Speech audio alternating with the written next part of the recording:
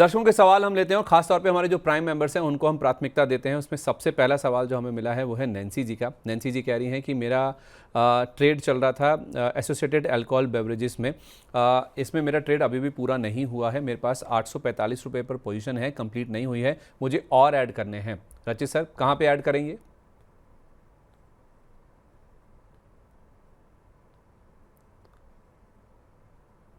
Sir, Nancy जी को नमस्कार। और नैन्सी जी का ट्रेड पूरा नहीं हुआ है तो मैं नैन्सी जी को एक चीज बोलूंगा। नैन्सी जी, एक रेंज नोट डाउन कर लीजिए। 740 801 जो हम मार्केट करेक्शन बोल रहे हैं, उसमें अगर आपको ये लेवल्स आते हुए दिखेंगे, यहाँ पे अपना आप ट्रेड कंप्लीट कर लीजिएगा और इसको आराम से होल्ड करिएगा। फिर ये 894 के ऊपर जो ब्रेकआउट देगा, उसके बाद आपको अच्छा मोमेंटम देगा 1080 और 1220। और सर, एक चीज मैं ऐड करना चाहूंगा।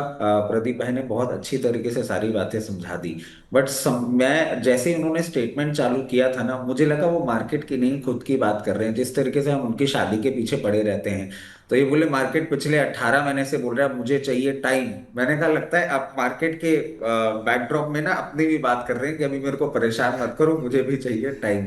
बट फिर उन्होंने सब कुछ समझाया, तो बैकड्रॉप में मेरे को बहुत सारी चीजें समझ में आ गई कि इनको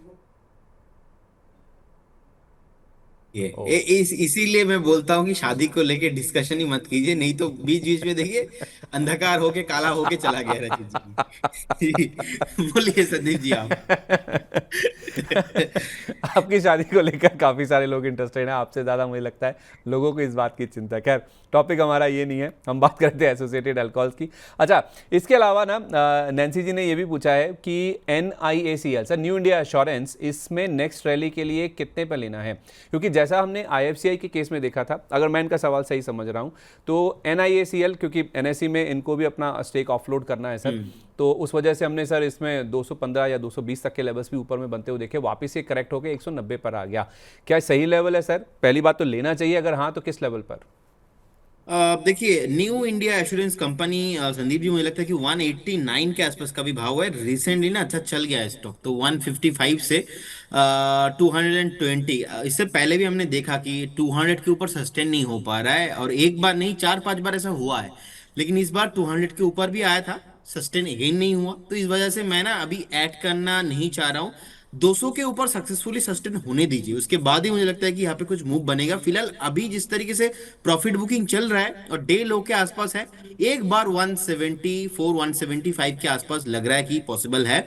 और एबीडीएल जैसा कि बताया, मुझे लगता है कि एबीडीएल बहुत बढ़िया काउंटर है। एंड नैन्सी जी को बने रहना चाहिए यहाँ पे। एक क्वार्टर 2 क्वार्टर का रिजल्ट अगर आप वेट करके देख लेंगे, तो मुझे लगता है कि स्टॉक आपको इजीली 950 से 1000 एंड अबव भी प्राइस आते हुए दिखाई देंगे, क्योंकि धंधा बहुत बढ़िया है।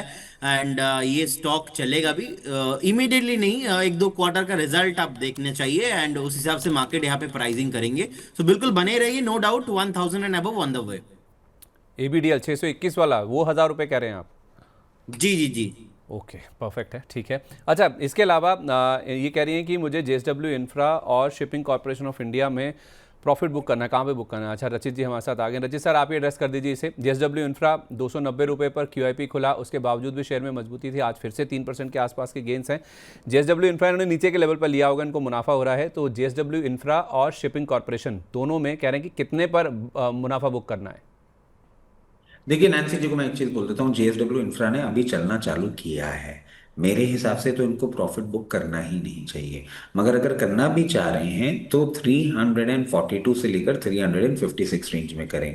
एससीआई के लिए भी मैं यही चीज बोलूंगा। SCI is at the mid verge of another round of a bull run. और मैं समझता हूँ जैसे ही आने वाले दिनों में 365 रुपए के ऊपर आपको दिखेगा, ये 424 रुपए तक जाएगा। मगर अगर आपको ऐसा लग रहा है कि आपने लोअर लेवल पे ले रखा है और यहाँ पे आपका मन उब चुका है, तो 345 से 365 की रेंज में आप कहीं भी प्रॉफिट बुक कर सकते हैं। JSW इंफ्रा में दिक्कत क्या है ना सर, इसका अगर आप शेयर होल्डिंग पैटर्न देखें ना, तो शेयर होल्डिंग पैटर्न में दिक्कत की बात यह है कि इनके जो प्रमोटर्स हैं उनके पास 75% से ज़्यादा हिस्सा है। मेरे पास सितंबर तिमाही के BSE की वेबसाइट पर सर जो नंबर्स हैं, 83.62% स्टेक है। ये QIP शायद इनके लिए गेम चेंजर साबित होगा सर। जो MPS वाले नॉर्म्स होते हैं, मिनिमम पब्लिक शेयर होल्डिंग वाले, वो हैंगओवर था इस स्टॉक के लिए। जिस वजह से पहले भी इन्होंने एक बार ओएफएस में स्टेक बेचा था प्रमोटर ने, तब स्टॉक गिरा था। और इस बार ये जो क्यूआईपी आई थी कि इनके लिए सर गेम चेंजर तो नहीं साबित हो जाएगा, जिस वजह से आप देखिए क्यूआईपी की खबर के आने के बावजूद 2% ऊपर था, आज फिर से 6% ऊपर है। तो वो जो हैंगओवर है वो लिफ्ट हो गया क्या, ऐसा कुछ चल रहा है मार्केट में? नहीं सर, हैंगओवर कंप्लीटली लिफ्ट तो नहीं हुआ, क्योंकि अभी भी मिनिमम जो मैक्सिमम शेयर होल्डिंग पैटर्न है उससे थोड़ा सा ऊपर है। बट हाँ, ये कहीं ना कहीं अब मार्केट सेंस कर पा रहा है कि इस तरीके से ये धीरे धीरे करके इस पर्टिकुलर चीज को ऐसे डाइल्यूट करते हुए दिखेंगे। And which is something very clear. मतलब आप देखें कि सज्जन जिंदल एंड जिंदल ट्रस्ट के पास ही सबसे बड़ा इसमें होल्डिंग है। They will eventually give it away, तो मार्केट अब उसके साथ एक सेंस ऑफ कंफर्ट भी ले रहा है। और रेवेन्यूज जिस तरीके से आपको ऊपर आते हुए दिख रहे हैं, और आप देखें कि जिस तरीके से पूरा का पूरा अब इंटरनेशनल हम वाटर्स में वापस बिजनेस करते हुए दिखेंगे, तो एक वैल्यूएशन का भी सेंस ऑफ कंफर्ट मिल रहा है, जिसको मार्केट अब इनकैश करना चाह रहा है। ठीक है, परफेक्ट है, okay. Pradeep ji, ash gourd elco beverages, इसको देखिए, इसको लेकर हमारे दर्शक हैं, अभिषेक सिंगला जी हमारे प्राइम मेंबर हैं, 2000 शेयर हैं, कह रहे हैं मेरे पास 53 रुपीज़ के प्राइस पर। कह रहे हैं कि इस बार ये रिबाउंड कब करेगा, क्योंकि इन्होंने जिस लेवल पर लिया सर हायर लेवल्स पे ले लिए, फंस गए, स्टॉप लॉस नहीं ट्रिगर किया, अब वो 53 वाला आ गया 35 पर, उल्टा हो गया बिल्कुल। अब रिबाउंड के लिए उम्मीद कर रहे हैं, कितना वेट करना पड़ सकता है? कौन सा नाम सर बताया आपने? Asgard, Asgard, ASGARD, Asgard elco beverages, Banganga paper के नाम से था सर ये पहले। ओके सर, ये तो अभी पेनी स्टॉक बन गया, 1,000 करोड़ के आसपास का मार्केट कैप है और अपर सर्किट लोअर सर्किट वाला गेम चल रहा है। मैं ये एडवाइस करूंगा as soon as possible exit होने का व्यू बनाइए, और टॉप से जिस तरीके से 87 88 के आसपास के एक तरफा सेलिंग प्रेशर आ रहा है। और डिस्क्लेमर, हम लोग इसको कवर नहीं करते, लेकिन टेक्निकली इसमें वॉल्यूम भी नहीं आता, डेड भी है 72 करोड़ के आसपास, तो बेटर होगा एक बार यू कैन एग्जिट। और एक क्वेश्चन है सर कि रजित सर, काला होके गया है लेकिन लाल होके वापस आ गए, समझ में नहीं आया मुझे। नहीं नहीं, वो एक्चुअली हुआ क्या, मैं आपको बताऊं कि मैं आपकी शादी की जैसी ही बातें कर रहा था। अब आपका क्या है, बंगाल भी पावरफुल हो गया है ना, तो आपने राजस्थान साइड मुझे लगता है कोई फोन कॉल कर दिया, जिससे मेरे यहाँ पे सिस्टम फेलियर हो गया। इस कारण से मैं उससे लड़ता लड़ता सिस्टम फेलियर से थोड़ा लाल लाल होकर आया हूँ। ठीक है, ओके, परफेक्ट है। अगले सवाल की ओर बढ़ रहा हूँ सर मैं। अगला सवाल जो हमें मिला है वो है उदय जी की ओर से। उदय जी कह रहे हैं कि मुझे TCS इन्फोसिस परचेज करना है, क्या लेवल पे सही रहेगा?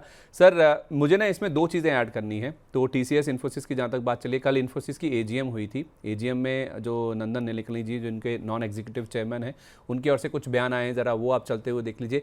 एक इन्होंने अपनी कुछ पार्टनरशिप है इनकी ग्लोबल फाउंड्रीज़ के साथ, उसको भी एक्सटेंड किया है, उसका भी इम्पैक्ट देखने को मिला है। लेकिन सर ओवरऑल ब्रॉडर पिक्चर अगर मैं देखूँ, ब्रॉडर पिक्चर ये है कि दुनिया भर में AI रिलेटेड जो इन्वेस्टमेंट्स हुए हैं, जिस तरह से वो स्लो डाउन हो रहे हैं, कल जो सर परसों हाइनिक्स की ओर से जो एक अपडेट आया था कि वो थोड़ा सा स्लो डाउन कर रहे हैं, उससे ही दुनिया भर में अब ये जो AI स्टॉक्स हैं उनको लेकर काफ़ी ज़्यादा चिंता बनने लगी है। तो साउथ कोरिया में गिरावट शुरू हुई, उसका इम्पैक्ट हमने US के मार्केट्स में देखा, कल भी चला वो, आज भी एशियन मार्केट्स में दिख रहा है। लेकिन हमारे लिए, क्योंकि हमें सर एक ना नॉन AI देश के तौर पर भी देखा जा रहा है, जिस वजह से FIs निकल रहे हैं, तो अगर AI वाला पूरा मामला या फिर जो मोमेंटम ठंडा पड़ता है तो हमारे लिए राहत की बात होगी, स्पेशली IT स्टॉक्स के लिए जिनकी बहुत ज़्यादा पिटाई हो चुकी है और एक वैल्यू बाइंग के तौर पर उभर रहे हैं। और आज हम अगर टॉप सेक्टोरल गेनर देखें भी तो IT ही है 1.3% के गेंस के साथ। तो अब सर वैल्यू बाइंग के हिसाब से क्या IT में खरीदारी शुरू कर सकते हैं? संदीप सर, इस पे मैं आपसे 1-1.5 मिनट का टाइम चाहूंगा। आई वेरी क्लियरली रिमेम्बर कि आपके चैनल के माध्यम से, इनफैक्ट आप ही के साथ हमने शो करके IT में सबसे पहले थे हमने, जिन्हें बहुत नेगेटिविटी की बातें कर ली थी और फिर हम ट्रोल भी हो गए थे। उसके बाद सर हम कंटिन्यूसली एक चीज कह रहे हैं, 27,000, 27,500, 27,000, 27,500 लेवल जो है, ये कहीं ना कहीं बहुत स्ट्रॉन्ग सपोर्ट की तरह प्ले आपको करते हुए दिखेंगे IT स्टॉक्स के लिए। अब पहले AI आया, वो प्रॉब्लम था। अब AI की कॉस्ट ज्यादा हो गई तो वापस IT अच्छा लगने लग गया। हम ये बिग फोर्स पे जो बेट कर रहे हैं ये कैश रिच है, और हम कंटिन्यूसली बात कर रहे हैं कि आने वाले समय में ये कंपनीज एआई रिलेटेड कंपनीज को टेक ओवर भी करेंगी और आपको एक अच्छा मोमेंटम आता हुआ दिखेगा। So everything put together somehow ऐसा लग रहा है कि the worst is over for Indian IT at least. By the time we spend around 2 to 3 quarters 4 quarters हमारा आईटी इंटीग्रेशन भी ठीक हो जाएगा, और जो हमने एक बहुत तूफानी मोमेंटम अभी हम देखने वाले हैं एआई रिलेटेड स्टॉक्स में, उससे भी बचे रह जाएंगे। सो 2 + 2 4, और आईटी अब 4 क्वार्टर्स के लिए अच्छा लग रहा है, ऐसा दिख रहा है। अगर आप 4 क्वार्टर का समय लेके चल सकते हैं तो बिग फोर जो हम कंटिन्यूसली कह रहे हैं, टीसीएस, इन्फी, एचसीएल टेक, विप्रो, इन पे लोअर लेवल्स में हमें पोजीशन जरूर बनानी चाहिए। आपका क्या व्यू है प्रदीप जी, क्योंकि विप्रो ने तो आज ही अपना 52 वीक लो भी टच किया है। सर, लगातार लास्ट 6-8 महीने में जिस तरीके से डाउन साइड आ रहा है ओवरऑल आईटी इंडेक्स, तो मैं तो यहाँ पे बाई नहीं करूंगा। ऑब्वियसली वैल्यू जोन के आसपास आ चुका है, लेकिन मैं एक बार वेट करना पसंद करूंगा inter, TCS, Wipro and Infosys जैसे स्टॉक्स पे। तो स्टैगर मैनर पे भी बाई करने का सलाह नहीं रहेगा जब तक थोड़ा बहुत बेस नहीं बन जाता। ठीक है, तो अगर आपके पास 4 क्वार्टर्स का समय है तो रजित सर कह रहे हैं कि आप ज़रूर जो 4 दिग्गज हैं, टीसीएस, इन्फोसिस, विप्रो और एचसीएल टेक, इन पर दाव लगा सकते हैं। हालांकि टेक्निकल बेसिस पर देखें तो अभी भी आपको प्रदीप जी कह रहे हैं कि इस सेक्टर से अगर आप दूर रहें तो वो आपके लिए ज़्यादा बेटर होगा। अगले सवाल का रुख कर लेते हैं, वो भी इनफैक्ट मिड कैप आईटी को लेकर ही। श्वेता बनर्जी हमारी एक प्राइम मेंबर है, कह रही हैं कि मेरे पास एलटीटीएस है 3832 के लेवल पर, जेएसपीएल है 1255 के लेवल पर, कहाँ पर एवरेज करना है? प्रदीप जी, दोनों स्टॉक्स पर आपका व्यू दीजिए। Okay, JSPL. JSPL Jindal steel 1255 और एलटीटीएस 3832, 3832 पर लिया हुआ है। ओके, देखिए, L T T S basically अभी 3316 के आसपास का प्राइस चल रहा है। देखा जाए तो सर अभी एक डाउन ट्रेंड में अभी भी है। लग नहीं रहा है कि इमीडिएटली आपको ऊपर आते हुए दिखाई देंगे। एक सपोर्ट जो है 3050 के लेवल पे एक सपोर्ट दिख रहा है। अगर ये सपोर्ट भी ब्रेक हो जाता है तो फिर नेक्स्ट स्टॉक और भी ज़्यादा डाउनफॉल एक्सपेक्टेशन है। आई होप ये सपोर्ट एटलीस्ट शॉर्ट टाइम में तो टूटना नहीं चाहिए, और यहाँ पे अगर सपोर्ट ले लेता है तो स्टॉक बेस फॉर्मेशन में टाइम लगेगा। तो ज़्यादा इमीडिएटली टारगेट ऊपर के साइड में नहीं देख पा रहा हूँ पर्टिकुलर स्टॉक में। जिंदल स्टील लिमिटेड 1079 के आसपास का प्राइस चल रहा है। अच्छा खासा एक रैली के बाद प्रॉफिट बुकिंग आया है। अभी एक वैल्यू जोन के आसपास आ चुका है। मुझे लगता है कि 1-2 हफ्ते में यहाँ पे एक बाइंग आपको देखने को मिल सकता है। रडार पे रखना चाहिए वॉच लिस्ट पे। अगर 1120 एंड अबव सस्टेन एक बार होता है तो टारगेट आपको 1185, उसके बाद 1220 तक मूव कंटिन्यू होते हुए दिखाई देंगे। उसके बाद थोड़ा टाइम देंगे और ज़्यादा तो ऑल टाइम हाई भी आते हुए दिखाई देंगे। बढ़िया स्टॉक है, नीचे आया है, यहाँ पे ऐड एवरेजिंग भी करना चाहिए एंड फ्रेश बाई भी हम करके जा सकते हैं। इस केस में स्टॉप लॉस एक बार मुझे लगता है कि आपको 980 के लेवल पे मेंटेन करके जाना चाहिए, और एक बार करेक्शंस में आपको 1030 से लेके 1060, 1060 तक इस लेवल पे आपको एकोमुलेशन करने का सलाह रहेगा। बहुत बढ़िया स्टॉक है, आपको फिर से ऑल टाइम हाई आते हुए दिखाई देंगे। मतलब इनके पास ऊपर लिया हुआ है, आप कह रहे हैं कि इसको एवरेज कर लीजिए। एवरेज कीजिए, लेकिन क्योंकि मुझे पता नहीं है आपका कैपिटल कितना है और आपका रिस्क कैपेसिटी कितना है, तो उसको जाने बिना एवरेज करना खतरों से खाली नहीं होता है। तो आप देखिए कि एटलीस्ट आपका वेटेज आपका रिस्क कैपेसिटी के अंदर ही वो रहे, ज्यादा ना हो जाए। क्योंकि सम टाइम ये एवरेज करना भी अपने आप में एक प्रॉब्लम है। नीचे आ रहा है एवरेज कर रहा हूँ, नीचे आ रहा है एवरेज कर रहा हूँ, ऐसा ना हो जाए। कि अगर आपके कैपेसिटी के अंदर है और भी आप देख रहे हो आपका पोर्टफोलियो डाइवर्सिफाइड है, एंड इफ यू थिंक कि नहीं मुझे एवरेज करके जाना चाहिए, तो फिर आप definitely you can. But the thing is कि stock completely fundamentally is very strong, parameters इसमें है और भी, और टेक्निकली जिस तरीके से हल्का हुआ है, यहाँ से बेस फॉर्मेशन में 1-2 हफ्ता लगने के बाद आपको ऊपर 1200 तक भी है ना वो आपको मूव आते हुए दिखाई देंगे। ठीक है, श्रवण सिंह जी कह रहे हैं रचित जी फंडामेंटल व्यू चाहिए इनको संगम इंडिया, सामी होटल्स और एस्टर इंडस्ट्रीज़ पर, ESTER वाला एस्टर इंडस्ट्रीज़ पे। कह रहे हैं कि मुझे ये सारे स्टॉक्स पसंद हैं, इन पे आपका व्यू चाहिए कि इनमें टर्न अराउंड स्टोरीज़ हैं इनके साथ जुड़ी हुई, क्या मुझे इन स्टॉक्स में खरीदारी करनी चाहिए? क्या फंडामेंटल व्यू दीजिए। सर, संगम इंडिया के बारे में बात करने से पहले इम्पोर्टेंट ये हो जाता है हम डिस्क्लोजर दे दें, हमारी जो एक और बिजनेस एंटिटी है for which we are a regular vendor to Sangam India. तो ये डिस्क्लोजर मेरे लिए, प्रदीप भाई बैठे हैं तो याद भी रह जाता है, एज पर सेबी नॉर्म्स देना जरूरी बन जाता है। देखिए, संगम इंडिया कंपनी अच्छी है, परफॉर्मेंस अच्छा कर रही है।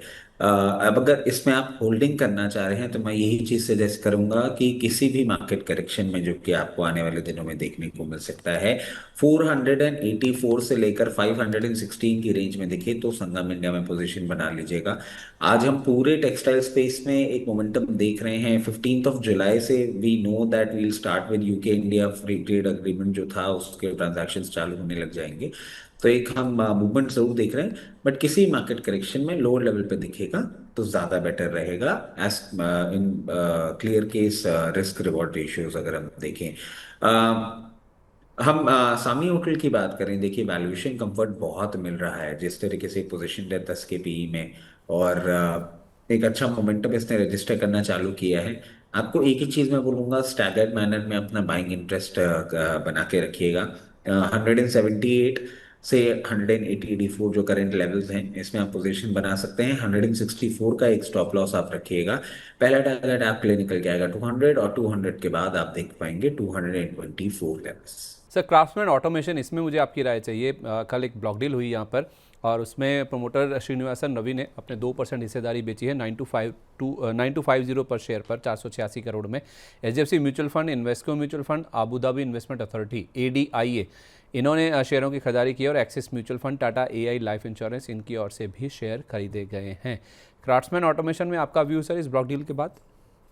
सर देखिए, ऑलरेडी बहुत अच्छे से ये स्टॉक चल गया था, मगर अब मतलब हम देखें, I very clear number 5400 level से इसने जो एक मोमेंटम रजिस्टर किया, वन साइड रैली करी है। हायर लेवल्स पे एक हल्का सा आपको सप्लाई भी देखने को मिला, लोअर लेवल पे आपने एक डील होते हुए देख ली है। इसकी एक रेंज में बताया तो सर, डाउन साइड सपोर्ट है 8800 का और अपसाइड रेजिस्टेंस है 9800 का। अभी इन 1000 पॉइंट की रेंज में ही मैं इसको मूव करता हुआ देख रहा हूँ, मगर अगर आपकी मीडियम टर्म अप्रोच है, पोजीशन जरूर बना के रखें।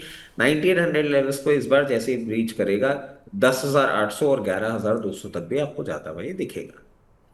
ठीक है, ओके। इस बीच हमारे साथ लक्ष्मी श्री इन्वेस्टमेंट के head of research Anshul Jain ji भी कार्यक्रम में शामिल हो चुके हैं। बहुत स्वागत है सर आपका, वेरी गुड मॉर्निंग। अरे सर, आप कल पूछे थे वोल्टाज क्यों बढ़ गया? आप पता चला कि नहीं? बताइए। खंडेलवाल जी घर के सारे पंखे हटा के एसी लगवा लिए। सर, आपके सूत्र इनके घर के आसपास ही, आपको सारी जानकारी होती है इनकी। नहीं नहीं सर, सूत्र नहीं, ये तो डायरेक्ट खंडेलवाल जी जानकारी दी है। अच्छा, कभी ये गमलों को पानी देते हैं, कभी ये AC लगवाते हैं, काफी कुछ बदलाव कर रहे हैं, कभी ये पूरी बॉटल खड़ी करते हैं। पूछिए तो पंखे क्यों हटाए हैं घर से। और वोल्टास के AC लगवाए हैं क्या? ब्लू स्टार भी बड़ा हो सकता है, उसके लगवाए हो। पंखे क्यों हटाए ये तो पूछिए। ये तो ये बता सकते हैं अब। एक्चुअली क्या है, मैं आपको बताऊं, एक ना नैरेटिव सेट हो गया है कि जब भी मैं लाल टाई पहन के आता हूं तो मार्केट मंदा हो जाता है। तो मुझे अंशुल भाई की तरफ से धमकी मिलती रहती है। कल 3:15 बजे इनका धमकी भरा फोन कॉल आया, क्योंकि कल मैंने लाल टाई पहनी हुई थी। 23,800 निफ्टी जैसे ही तोड़ी, बोले ये टाई हाथ के हाथ उतार दो, वरना घर आके पंखे से तुम्हारी टाई और तुमको दोनों को लटका देंगे। तो उसी में बोल रहे हैं कि पंखे हटा दिए, हम सिर्फ AC लगा के बैठा हुआ है। ये आदमी टाई पहनना तो छोड़ेगा नहीं, और पंखे हटा देगा तो लटकाने के लिए कोई जगह नहीं मिलेगी, इसलिए ये सारी बातें कर रहे हैं। तो उधर वोल्टास चल आज गया। धमकी का सर, ग्रीन टाई पहन के आए हैं, बैंक निफ्टी डे आई आ गई है। बिल्कुल सर, मैं तो इनफैक्ट आज सुबह से हमने ये शो जब से शुरू किया तब से यही डिस्कस कर रहे हैं कि बाजार में सर गिरने के लिए कोई रीजन नहीं है। भले ही चलने के लिए कोई ट्रिगर ना हो, कोई खरीदारी नहीं आ रही हो, लेकिन बाजार में अब गिरने के लिए यहाँ से कोई रीजन नहीं है। गिरने के लिए बहुत कुछ बचा नहीं है सर, अनलेस Q1 रिजल्ट एकदम खराब आने लगे लार्ज कैप कंपनी के, तो फिर मार्केट को कोई नहीं बचा पाएगा। और अगर वहां पे एक्सपेक्टेशन तो वैसे ही है कि खराब रिजल्ट आएंगे, अगर बहुत ज्यादा खराब आते हैं तो ही मार्केट गिरेगा। अगर एक्सपेक्टेशन के बराबर या 19-20 ऊपर नीचे रिजल्ट आते हैं तो बाजार बहुत ज्यादा भाव नहीं देगा, बाजार ऊपर की तरफ खिंच जाएगा। क्योंकि मैं हमेशा इसलिए बोलता हूँ ना, मंथली और वीकली चार्ट लगा के देखिए, आपको ओवरऑल स्ट्रक्चर और ट्रेंड ऊपर का दिखेगा। तो बेयर ट्रैप का, जैसे मैं कल एक छोटा एग्जांपल आपको देता हूँ। कल नैस्डैक में डबल टॉप का ब्रेकडाउन आया था, तो सभी लोग इंतजार करके बैठे थे क्योंकि वो वर्टिकल मूव के साथ ब्रेकडाउन आया था, रन अवे ब्रेकडाउन था। शॉर्टिंग की अपॉर्चुनिटी किसी प्रोफेशनल ट्रेडर को नहीं मिली। तो हम लोग क्या वेट कर रहे थे, डाउ जोन्स में डबल टॉप का ब्रेकडाउन आए तो हम लोग शॉर्ट करेंगे। मतलब इन जनरल अगर आप शॉर्ट करते हैं तो मैं कहाँ वेट करता हूँ, मैं वेट करता हूँ ब्रेकडाउन लेवल के पास बेयर ट्रैप की। आप देखो ब्रेकडाउन जैसे दिया 15 मिनट के चार्ट पे और तुरंत ही बाउंस बैक करके 51,700 से गया 52,950 और फिर एकदम से फ्लैश क्रैश मारा, नया लो बनाया और अगले ही 1 घंटे की कैंडल में 52,240 खड़ा हो गया। तो मैं इसलिए हमेशा इंडेक्स पे शॉर्टिंग अपॉर्चुनिटी पास ऑन कर देता हूं और जैसे ही बेयर ट्रैप बनता है मैं लॉन्ग अपॉर्चुनिटी देखने लगता हूं। तो कल मैं वैसे ना इंडियन मार्केट में ना डाउ जोन्स में मैं डबल टॉप का ब्रेकडाउन नहीं देख रहा था। मैं देख रहा था कि अगर ब्रेकडाउन आ गया शांति से बैठे रहेंगे, अगर इसमें कहीं बेयर ट्रैप बना तो मैं छोटे से स्टॉप लॉस से घुस जाऊंगा। तो हम वही इंडेक्स पे निफ्टी बैंक निफ्टी पे भी सुबह किए थे। ओपन लो से खुल रहा है डबल टॉप की नेकलाइन के आसपास। कल टारगेट अचीव हुआ था 57,076 का। अगर इसके पास मेरे को ओपन लो मिल गया तो मैं एक 70-80 पॉइंट की रिस्क के साथ लॉन्ग प्ले कर लूंगा। तो सुबह 57,225 के आसपास से लॉन्ग प्ले कर रहे हैं। लगभग दोनों शो पे बाई दिया था। अभी इस शो पे भी मेरे हिसाब से आप 57,900 का जो आखिरी टारगेट दिया है वो भी आ रहा है, बल्कि और खिंच के हम 58,000 तक खिंच सकते हैं। तो मैं हमेशा ब्रेकडाउन के आसपास बहुत इंटरेस्टेड रहता हूं, लेकिन ब्रेकडाउन प्ले करने में नहीं, बेयर ट्रैप बनने में, क्योंकि बेयर ट्रैप में आपको ऐसी वर्टिकल मूव मिलती है। ब्रेकडाउन अगर आता है धीरे धीरे करके हम पूरे दिन नीचे आते हैं। बेयर ट्रैप में आप देखो आधे ही दिन में हमने 11 बजे तक पूरा काम कर दिया है। तो हमेशा ब्रेकआउट या बेयर ट्रैप, दो चीज में अगर आप लॉन्ग प्ले करते हैं तो मेजॉरिटी ऑफ द टाइम 100 में से 70 ट्रेड आपके प्रॉफिटेबल रहेंगे और आप नेट में प्रॉफिटेबल रहोगे। ठीक है, बेयर ट्रैप बना है मार्केट में, उसका फ़ायदा आपको 58,000 तक का बैंक निफ्टी में एक्सटेंड होता हुआ नजर आ सकता है। बहुत शुक्रिया आपका रचित जी, अपना कीमती समय देने के लिए। जिन भी स्टॉक्स पर चर्चा हुई उनमें कोई डिस्क्लेमर सर? तो जितने भी स्टॉक्स हमने आपके चैनल पर डिस्कस किए हैं उसमें मेरी पर्सनल पोजीशन है, मेरी फैमिली पोजीशन, क्लाइंट पोजीशन हो सकती है। जितने भी स्टॉक्स आपके चैनल पर डिस्कस किए वो कंपनीज, उनके प्रमोटर ग्रुप कंपनीज हमारे क्लाइंट हो सकते हैं। इन्वेस्टमेंट इन इक्विटी मार्केट है subject to market risk. Please consult your financial advisor before making any investment or taking any trade in any of the script that we have discussed on your channel. Certification by NISM, SEBI, membership of exchanges do not guarantee the performance of intermediary. Past performance also do not guarantee future returns. Sir ये जिस तरीके से बढ़ता जा रहा है ना, मैं आपसे एक ही रिक्वेस्ट करूंगा, शो का टाइमिंग थोड़ा बढ़ा दीजिएगा। स्टूडियो वालों को बोल दीजिएगा हमको पोएम रेसिटेशन के लिए 15-15 मिनट का टाइम दे दिया जाए बाद में। ठीक है सर, बहुत शुक्रिया आपका। Thank you so much and wish you a very good day sir. Good day sir.